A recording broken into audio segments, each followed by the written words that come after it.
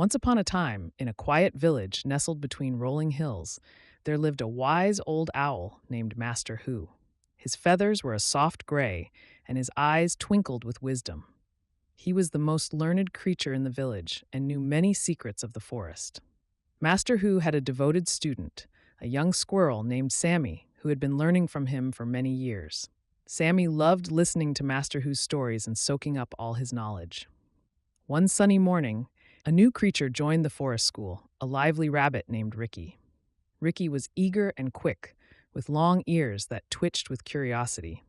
Master Who welcomed Ricky with open wings and started teaching him the ways of the forest. As weeks turned into months, Ricky's bright eyes and fast feet helped him learn quickly. He grasped lessons in a hop, skip, and jump, while Sammy felt he was still scampering behind, trying to catch up. Master Who seemed to spend more time with Ricky, working on new lessons and exploring the forest trails. Sammy began to feel a little tickle of sadness in his heart.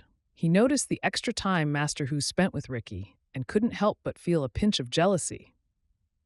Why doesn't Master Who spend that much time with me anymore? Sammy wondered. One day, after the sun had started to dip and colors painted the sky in hues of orange and pink, Sammy couldn't hold back his feelings any longer. He approached Master Who was perched on a branch, watching the sunset. Master Who, Sammy began, his tiny voice trembling. Can I talk to you? Of course, Sammy, Master Who replied kindly, fluttering his wings and leaning closer. What's on your mind? I've noticed you spend a lot of time with Ricky, Sammy confessed, looking down at his paws. I feel like I'm being left behind and like I'm no longer special to you. Master Who's wise eyes softened. He gently nudged Sammy with one of his wings, inviting him to sit beside him. Oh, Sammy, he hooted softly, you're very special to me. Just because I'm helping Ricky learn quickly doesn't mean I've forgotten about you. But why does it feel that way? Asked Sammy, blinking up at Master Who with wide, curious eyes. Master Who thought for a moment and then spoke. Ricky needs my help to understand the basics because he's new.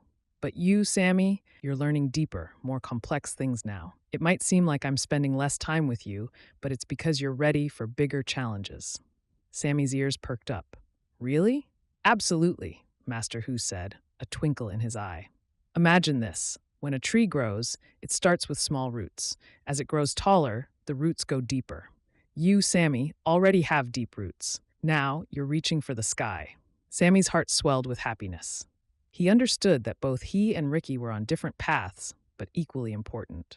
Just then, Ricky bounded over, his little feet making soft thumps on the ground. What are you two talking about? He asked, ears twitching inquisitively.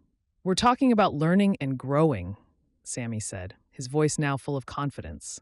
Even though our paths are different, we're both growing strong and tall. Ricky nodded, smiling brightly. Thanks, Sammy. Thanks, Master Who.